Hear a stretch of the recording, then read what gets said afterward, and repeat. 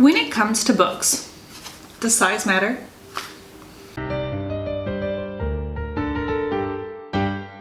Hey, what up writers? I'm Violet. Welcome back to my channel. Today I'm going to be discussing my thoughts on the writing craft book, Write Your Novel from the Middle by James Scott Bell.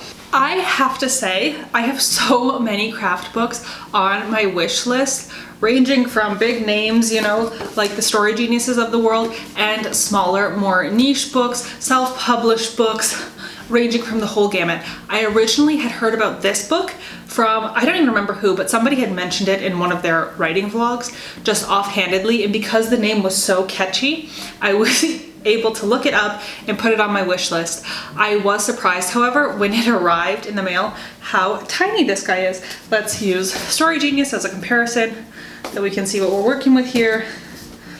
And a thick boy like the magic words. And also for a price comparison, this was around, I think, 9 or 10 euros, where this is more like 16, 17 euros what I paid for these. But I have to say, this little guy packed a pretty big punch.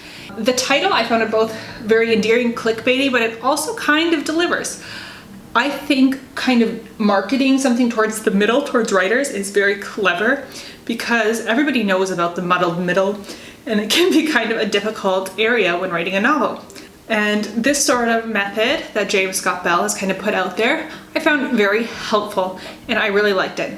So I'm not going to go too into detail about the sections just because since it is so short, I don't want to give everything away. The book starts off kind of at this funny little skit personifying plotters and pantsers. I found it very cute and endearing. I can see maybe where some people would be put off by it.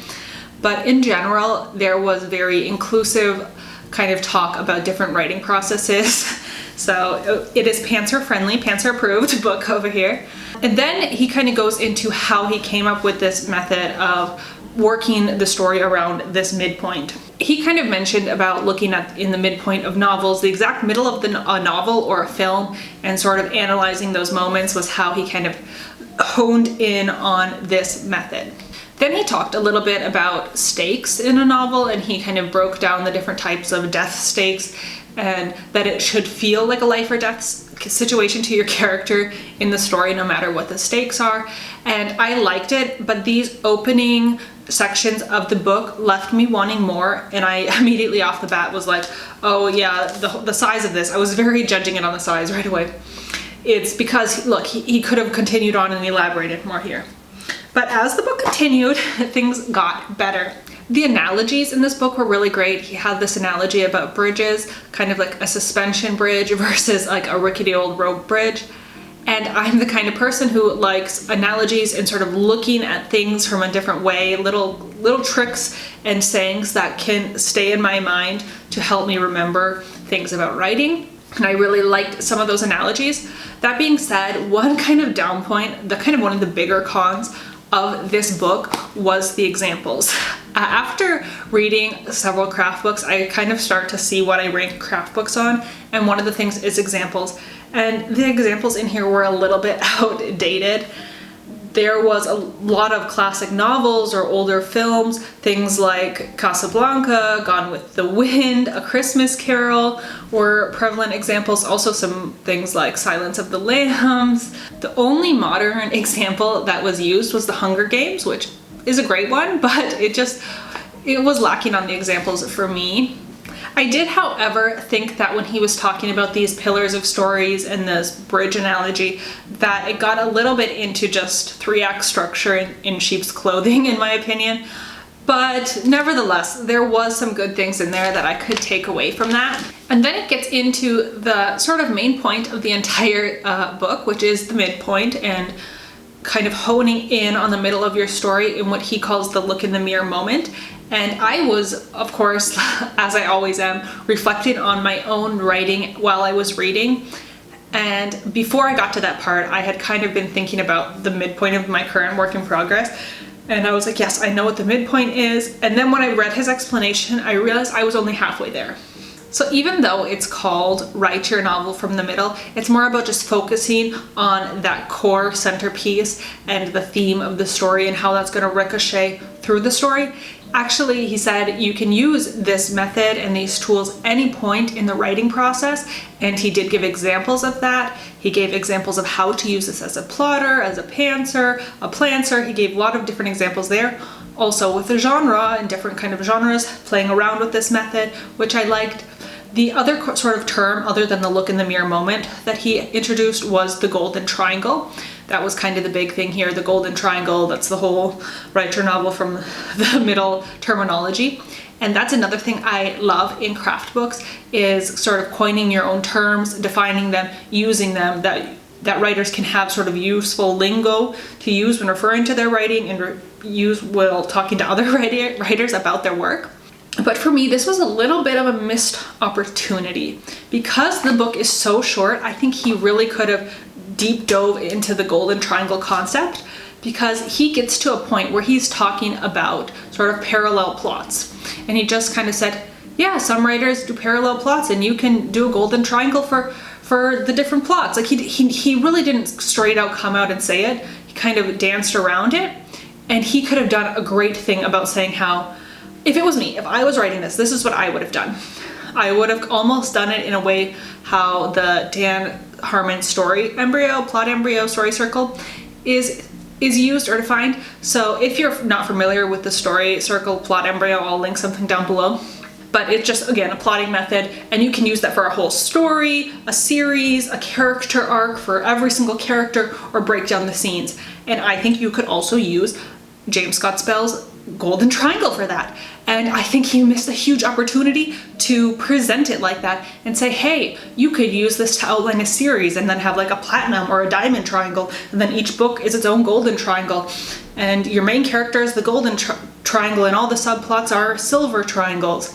And each chapter or each scene is a bronze triangle, and you could use this method and break it down. And yeah, that was a big missed opportunity, and that would have, given a little more girth to the book. But that's just my thoughts. And I think since he kind of talks about, hey, you can use this as a plotter or as a pantser, I think that's something that plotters and outliners want, isn't it? Don't they want more tiered and more detail? And I think that was a missed opportunity, especially since he called it the golden triangle. That's just begging for a silver and a bronze triangle, in my opinion. Another thing, though, that I look for in craft books is exercises. And there were a few exercises in there, or just bullet pointed sort of thinking points to think over your own work. And yeah, a few exercises, not that many. But again, it was a short book. Sort of tone and writing style is something I also look for in a craft book. And I really enjoyed his writing style and the general easy accessibility of the writing and the voice. There was only one little area that I didn't like his phrasing or wording, and I'm going to talk about that right now. I want to give him the benefit of the doubt that this was just maybe some bad word choice, but I'm going to read it to you. So it's when he was talking about using this for different genres. So he wrote, writing romance? Well, then you have the lovers. If the main character is a woman, what's her flaw? What will she have to overcome to gain not only the love of the man, but grow as a person as well? Maybe it doesn't seem like a big deal, but it just kind of bothered me that it was like obvious that he said like, oh, the love interest is a woman who needs to gain the love of a man.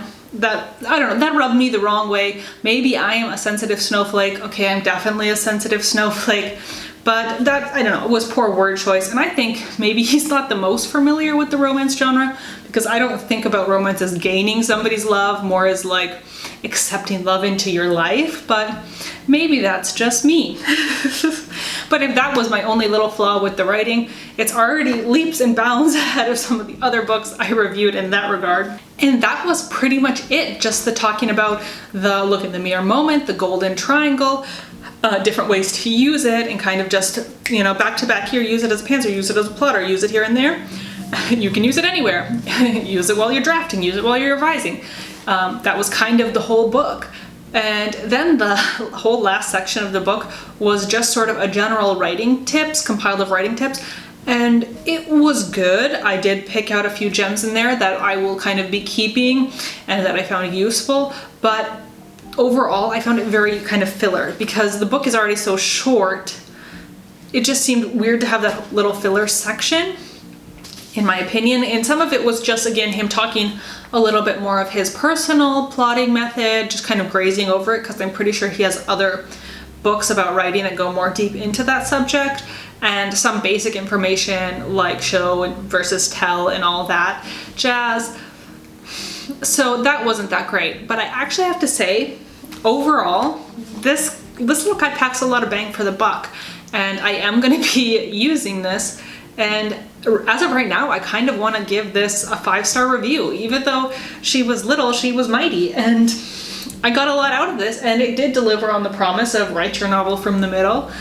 And I think a lot of writers who struggle with a muddled middle could get something out of this. And how he said, it's very user-friendly to both plotters and pantsers, brainstorming, drafting, revising, at any stage in the writing process, you could use this information. So I actually would recommend it. I know he has a whole line of different craft books, and like I said, I have already a very long list of ones to get through, but I might check out some of the other ones he has, because this was a nice little addition to my writer's toolkit.